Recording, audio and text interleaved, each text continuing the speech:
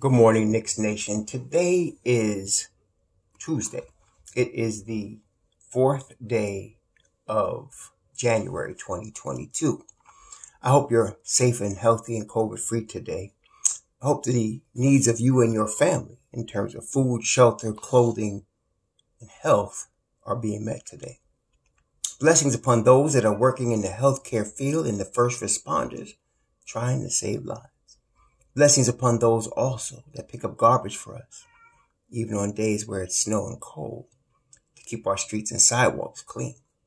Blessings also upon those that make deliveries for our convenience. Double blessings on those who are trying to help deliver, rescue, preserve, save babies, toddlers, boys and girls, teenagers, as well as adults from prostitution and child prostitution, from pornography and child pornography, from molestation and pedophilia from perverts, from human trafficking and sex slave operations. Blessings upon these victims and blessings on those trying to rescue these victims, and double curses on the pervs that are responsible for these acts. Finally, blessings on the homeless.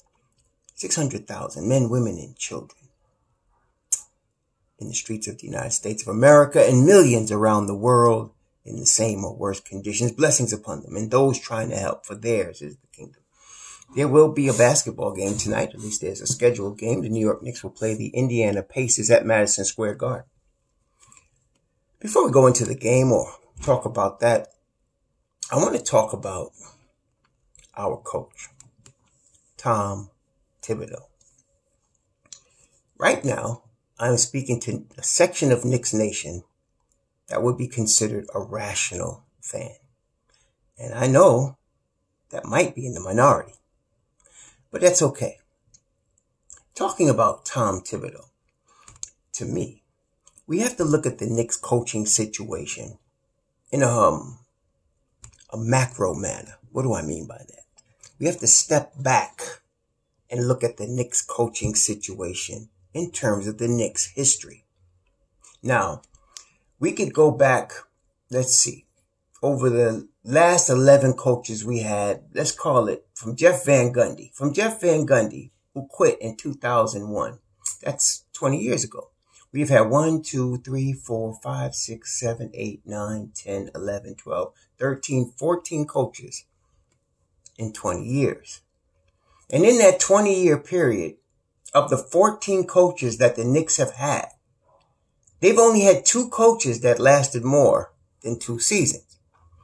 That would be Mike D'Antoni, who coached for parts of 4 seasons, didn't quite make it to the complete 4th, and Mike Woodson, who coached for parts of 3 seasons, but didn't quite make it to the complete 3 before he was fired. Now, part of that was incompetent management. And part of it is because of some of the irrational people in Knicks Nation. Because we like to microanalyze coaches, nobody really wants to come to New York. It takes a special type of individual, both as a coach and a player, to play in this market because of the knuckleheads and crazies that we have among our fan base, not to mention the media. Why? Because New York Knicks Nation is a huge, as I mentioned before, probably one of the biggest markets in all of basketball in the earth outside of China. And even in China. So you have a large population of human beings that are focused on this team, this area of basketball. Because of that, the Knicks are subject to be used. To be used for clickbait, to be used for fodder, for programs to get views and clicks and attention. And generally, drama and hate really brings more attention than positivity. For example, people don't, put a lot of stock or pay attention to, say, the Miami Heat coach, who's been there for at least, he's been there for at least 10, 15 years. Or the San Antonio coach, who's been there for at least 20 years. They rather focus on the Knicks because we can get this guy fired in less than 2 or 3 years. That needs to be taken into consideration when looking at Tom Thibodeau, number one. Number two, the Knicks are finally on a path to what we talk about here on this channel as long-term sustainable winning. You must have a stable coach to produce long-term sustainable winning like the two organizations I just mentioned. You can't be firing coaches every 2 or 3 seasons if you want long-term sustainable winning. Brings me to number 3. Every coach, no matter who he is, has warts. Every coach does, from the greatest to the least. They all have issues of some sort that you're not going to like. At the end of the day, though, are they winning coaches? That's what you got to find out. And you won't find out in 1 or 2 seasons. Now, say the last 10 years, Mike D'Antoni. Mike D'Antoni had a .420 winning percentage. Mike Woodson had a .580 winning percentage when he was fired. That was incompetent management, right? But there were people that didn't like Mike Woodson and wanted him fired while he was coaching. Believe that. Then, of course, there was Derek Fisher, 29% winning percentage. Kurt Rambis, 32% winning percentage. Jeff Hornacek, 37% winning percentage. David Fizdale, 20% winning percentage. And poor Mike Miller, who really was in a bad position. And he won 39% of his games in that position. Now we have Tom Thibodeau, who has a .570% winning percentage. And some of you are already trying to chase the boy out. Now, again, Tom Thibodeau has problems. And he also has positives. The Knicks hired him for the long term because now we have a management team that wants long-term sustainable winning. They went through the process. They looked at all the coaches and they decided they wanted Thibodeau. Now, were they perfect in their choice? No. But then again, anybody they would have chose would not have been perfect. I have my favorites. Y'all definitely have yours. Some of y'all still pining for Mark Jackson. But it is what it is. They picked Thibodeau. Okay? So we all have to deal with his warts as well as his positives. Just like any of you on any job you have, you're going to bring good to the table and you're going to bring negative to the table. As professional and as prepared as you could be, there's going to be some things you're not quite the best at. You don't want to get fired for that. But yet that's what y'all want from our coach. Now, Tom Thibodeau is a defensive oriented coach. That's his whole career. Starting before when he was under Pat Riley. Then Jeff Van Gundy. He's a defensive oriented coach. He has had success coaching the defensive championship teams such as the Boston Celtics in 2008. That was his defense. Okay? We saw what he did last year. We saw what he did with the Chicago Bulls. Does he have negatives? Yes. Some say he pushes his players too hard. Some say he will eventually lose the young players because he's pushing them hard and he's very hard on them. And I agree, he does do that. But those are his warts. So right now, I like to, for example, let's go back to Mike D'Antoni for a second. I feel like both Mike Woodson and Mike D'Antoni were done wrong. And I want to learn from that mistake. When Mike D'Antoni's system is, at that time, they called it 7 seconds or less. He had wrote a book about it called 7 seconds or less. In other words, they were getting the ball up the court quickly and putting a shot up quickly. They were probably leading the league in possessions every year because that's the style that he liked. Now, his style is predicated upon a point guard that's ball dominant. It was Steve Nash when he was with Phoenix. He had James Harden. He likes the point guard that's dominant. So in other words, if you're going to hire him, you want to give him a point guard because you know that's his system. Okay? The Knicks did not do that for a couple of seasons. And he was running his system with Chris Duhon, who wasn't even supposed to really be in the NBA. Then finally, they signed Amari Stoudemire to a $100 million contract on 2 bad knees, and they give him Ray Felton, who wasn't a top-tier point guard. And with Mike D'Antoni's system, he had Felton playing at an all-star level. Then they broke up that team, as you know, to get Carmelo Anthony. They did not give him a point guard. Carmelo Anthony started off his tenure with the Knicks. He was hurt for a little while. And while he was hurt, this cat picks up a G League dude, Jeremy Lin, and turns him into a star for Linsanity for about 3 or 4 weeks. So much so that he ended up getting a $25 million contract. But they never gave him the point guard that he was looking for. At the time, we find out later, Donnie Walsh was trying to make a deal to acquire one of the top point guards in the NBA at that time, in Deron Williams. But Mr. Dolan overrode that to go get Carmelo. My point being, if you're going to hire a coach, you got to give him the ingredients that go with the system that you know he runs. So let's bring us to Thibodeau. Well, then Woodson, who was also a defensive coach, they gave him Tyson Chandler. In fact, he was Defensive Player of the Year under the Knicks. And they gave him other players that could play two-way around Carmelo. And that worked. That's why his percentage is 58. Great coach. And we had him on the Knicks staff. Of course, we know he went to Indiana to coach his alma mater, his dream job. Great. But now with Thibodeau, you bring in Kemba Walker and Evan Fournier. And you let go Elfrid Payton and Reggie Bullock. Now, I had no problem with either of those, with the moves of letting go Payton, because I thought we could do better. And then Bullock, because he wanted the 3rd year guaranteed at $10 million. He wanted $330 and he wanted the 3rd year guaranteed. The Knicks were willing to guarantee 2 years to keep flexibility. Dallas was willing to give him the whole 3-year nut. So he went to Dallas. I had no problem with that either. Then they bring in Fournier, and I thought, okay, Fournier was a Knick killer from Orlando. You know, he should be an upgrade. He has not been. He has been very weak on the defensive end. So much so that the MSG commentator, I don't know if it was Zerbiak or if it was Island Hahn, called him a cone, because that's how he plays defense, pointing like a cone. So you don't give him the ingredients he needs. You know he loves veterans.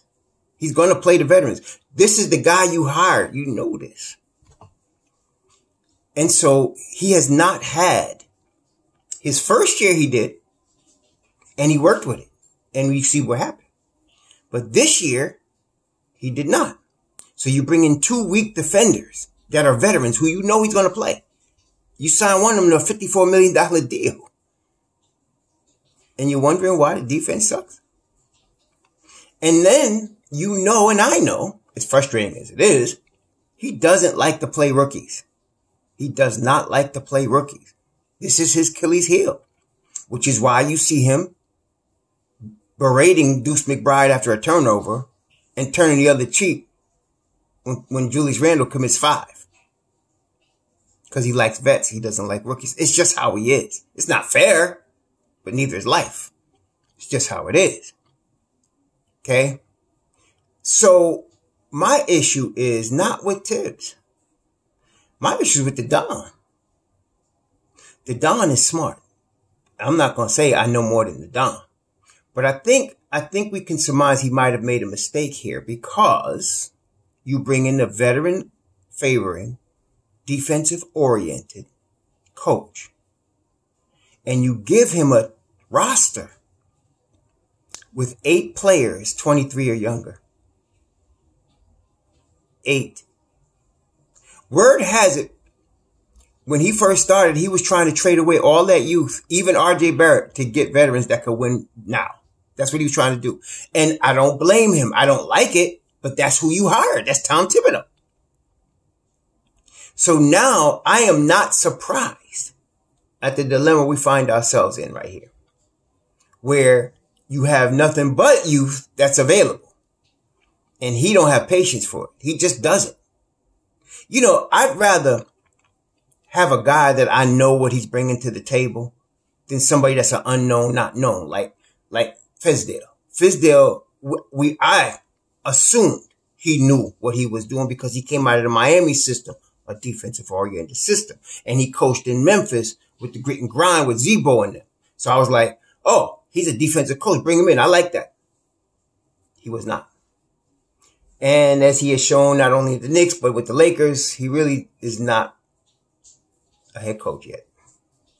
But he was unknown, not known. Thibodeau is known. Known entity, known quantity, knowing what you're getting. So it's not fair for any of us in Knicks Nation to think Tom Thibodeau is going to be other than what he is. A frog is a frog and a scorpion's a scorpion. If you put a scorpion on the back of a frog, he's going to sting him because he's a scorpion. You can't expect a scorpion to be a frog. Thibodeau is the scorpion. He does what he does. So my thing is, to me right now, the current situation, Leon and Tom need to have some serious discussions about the future of the Knicks. Leon hired Tom. Tom and Leon has to come to some common ground. We got 8 kids on the team. You got to play some of them, Tom. Okay, Tom might say, I need some vets to supplement because I'm not nobody's babysitter. That's really how his attitude is. I'm not no vet nurse. I'm not going to babysit these kids. I'm not going to be patient with them. I need some adults ready to play now. So they got to have a compromise. Last year, you saw that because they had all veterans and you had RJ Barrett and Mitchell Robinson, who are the young guys. That's pretty much what you had. Then you had IQ coming off the bench. And the only reason IQ was an exception is because of Tom's relationship with Worldwide West, who he has known for years, and Leon Rose and the Kentucky program. That's the only reason. And Tom had spotted IQ before Tom even took the New York job. He was watching Emmanuel quickly. So that's why Emmanuel is an exception, not the rule. He pushed for Deuce McBride and he pushed for Grimes. And the question was, and to me it was a rational question. Some of y'all asked it and I asked it too. You push for Deuce. How you pulling him in 4 minutes and 44 seconds? That make no sense. But then I looked at typical development in the NBA and looked at Tom's development record in the NBA. So, for example, I want to share this with you. I'm getting this information, by the way, off basketballreference.com. So if you want to see it, that's where it is. It's basketballreference.com. Okay. So you look at, for example, we have had a couple of busts come through our place, right? Well, Emmanuel Mudiay, for example, I'm going to look at, some people call him lovingly the tank commander, but Emmanuel Mudiay, just want to give you an idea of development. This is how you find out what you have. So he was drafted in 2015 by the Denver Nuggets. His rookie year, he's 19 years old. He starts 66 games and plays 30 minutes a game. And he scores 13 points a game. 66 games. His second year, he's 20. He starts 41 games and plays 26 minutes a game. His third year, when they traded him, he's 21. He started 14 games and played 20 minutes a game. 8-9 points a game. He comes to the Knicks. He starts 42 games and plays 27 minutes a game, averages 15. Now we find out he's not the guy. But you see, over the course of what I'm talking about, he started well over 120 games. Started. That's how you find out. Then you talk about Dennis Smith Jr. Remember him? Dennis Smith Jr., DSJ? Dennis Smith Jr. Dennis Smith Jr. he came in to the league in Dallas, age 20. 69 games he started for Dallas. 30 minutes a game. Average 15. Okay? His second year, he started 50 games. Average 29 minutes a game. Average 14. He's traded to the Knicks. He still starts 18 games when he first comes. Average 29 minutes a game. Again, over his first 2 or 3 years, he started well over 29 games, playing somewhere between 28 and 30 minutes a game. That's development. Let's look at a successful one. Before I get to Jimmy Butler, that's who Tom drafted. Another guy he pushed for. So we're going to look at that in a minute. But let's look at R.J. Barrett. R.J. Barrett is going through a proper development. Drafted by the New York Knicks. And some of y'all still calling for him, including Thibodeau, was looking for him to be traded. Age 19. He starts 55 games. 30 minutes a game. 14 points a game. Age 20. 72 games he starts. 35 minutes a game. Averages 18. Now, he's 21. He started 30 games, 31 minutes a game. He's averaging 15. And the year ain't over yet. He's going to end up higher than that. That's proper development. And I know New York, y'all don't even have patience for that. Some of y'all already calling RJ a bust. But that's development. Now, let's look at what Tom Thibodeau does. None of these players I named was Tom Thibodeau players, right? Let's look at Jimmy Butler. That's the guy he drafted, right? Jimmy Butler. Jimmy Butler was drafted by Tom Thibodeau. And when he was drafted by Tom Thibodeau, he was 22 years old. He was like Obi Toppin, like age when he was drafted.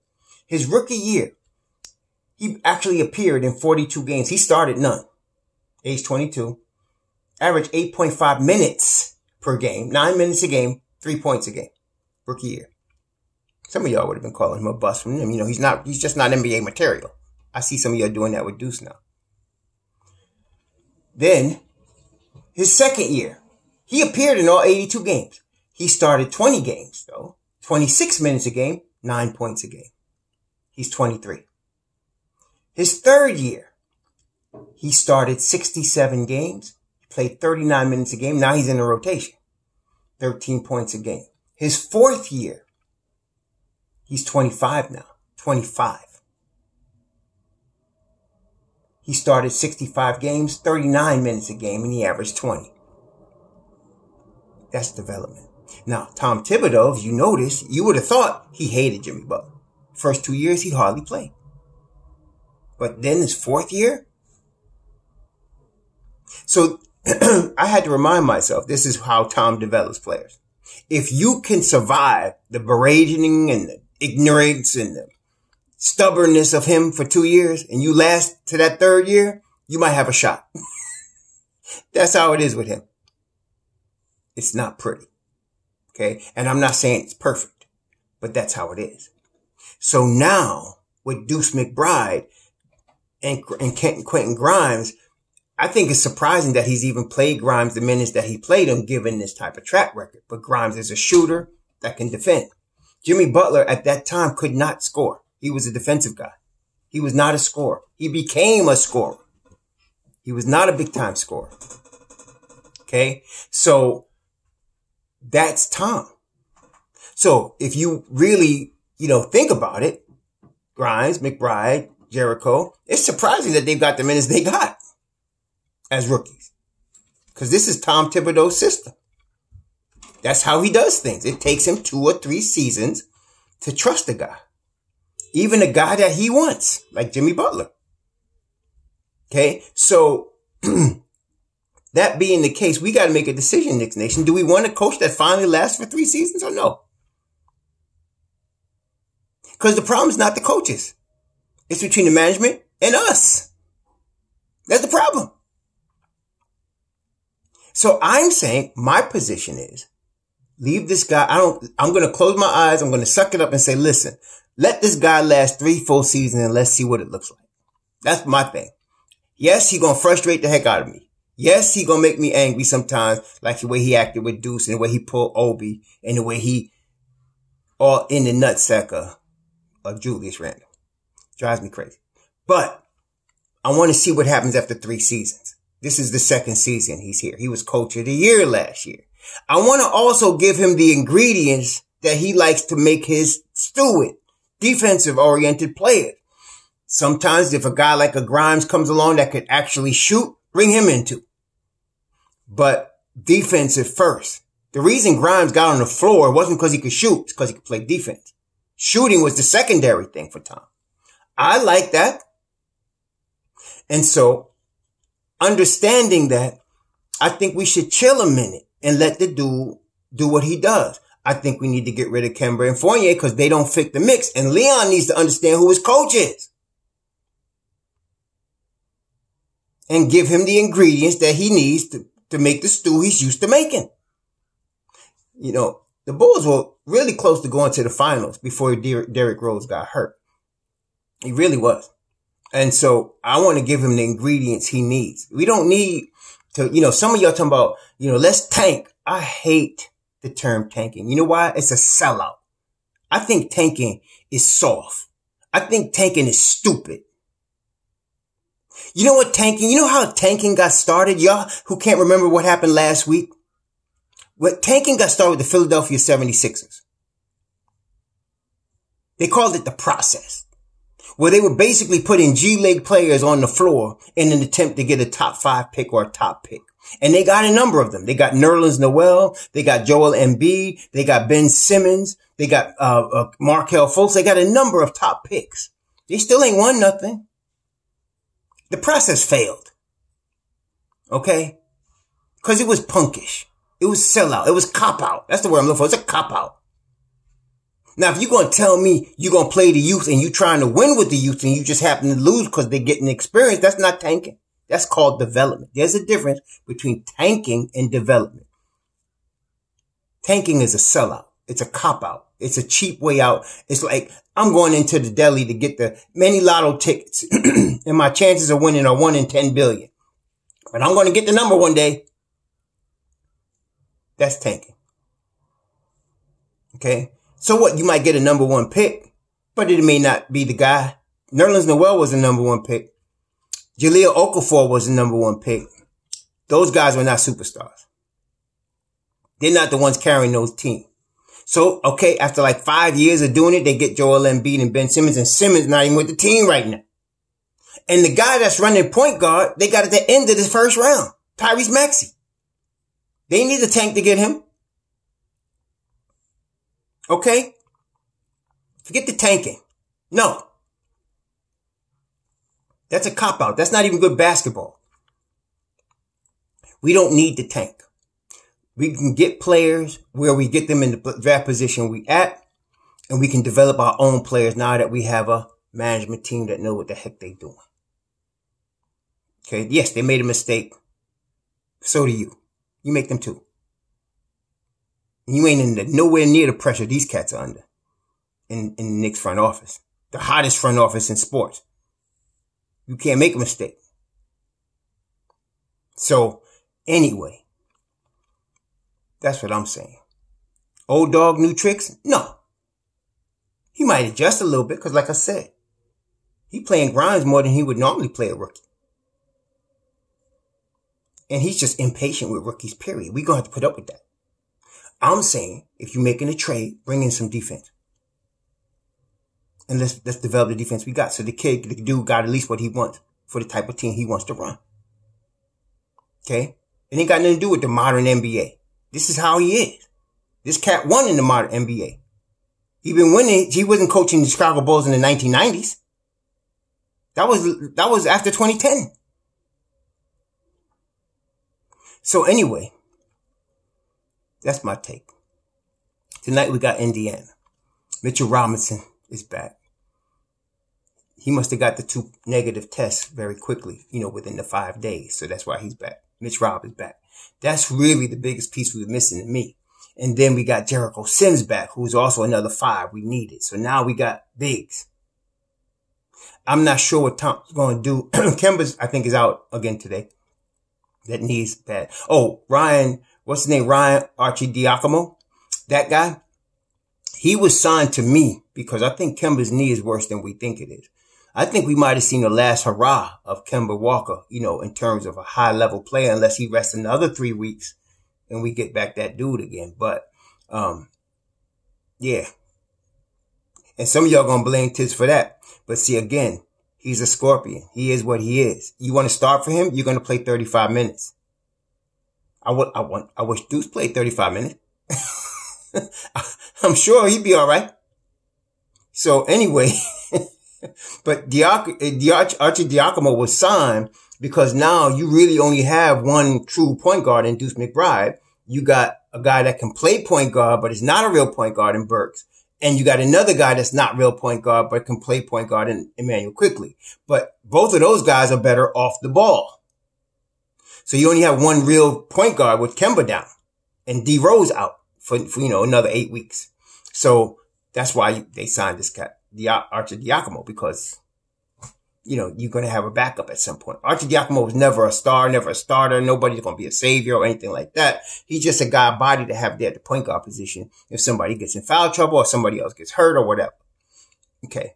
They actually voided the 10-day deal anyway because of some rule, but they'll probably sign him again at the end of the week. But Ian Begley says they'll probably sign him again by the end of the week because they can sign him now that the rules they're in compliance, whatever the rule was that caused the NBA to void the 10-day deal, but they'll get him back. That's why Ian said also he's probably going to stick around for the season. I don't think Kemba's going to be around. I mean, as far as being available, I don't think he'll be available. D Rose is definitely not going to be available until probably early March at the quickest, right? So you're dealing with January and February with no D Rose. Maybe you get him for that long road trip in March, and then he's got to take time to get back, just like when he came last year. So there's all of that. So yeah, that's probably why they got Archie Diacomo. He's not no star or anything. He's just somebody that we need to fulfill a role in case we run short more point guards. Okay. So tonight they're playing Indiana. Mitch Roberts back. Jericho Sims is back. I'm not sure who's starting at point guard. I hope he doesn't start Burks, but this is Tom, so he might. It is what it is, y'all. Let's grind this out. Again, I just want to see what Tom does with players that fit his system. And that's not Kemba Walker and it's not Evan Fournier. Bring in some defensive players. I mentioned to you all Robert Covington, guys like along that ilk, tough defenders. That's what he would like, and hopefully, he seems to like Grimes more than other rookies in his history. He plays, Grimes and Quick. Quick is a guy, like I said, Quick is an exception, so I'm not even going to mention Quick, but Grimes can defend and shoot. So hopefully he gets more time as we get going forward. He stays in the rotation. That would be excellent. So that's our own homegrown Reggie Bullock, but better. Somebody that could really have the potential to be an Allen Houston type of player who we got from Detroit in the 90s. But we homegrown this guy, draft him and develop him like we're doing Barrett. So let's see what happens. So I would like to play the kids, but you got to be forcing Tom, and that's a conversation between him and Leon. Otherwise, he's going to be begging for some vets. We're going to see how this works out. It's going to be interesting. The trade deadline is going to be interesting this year.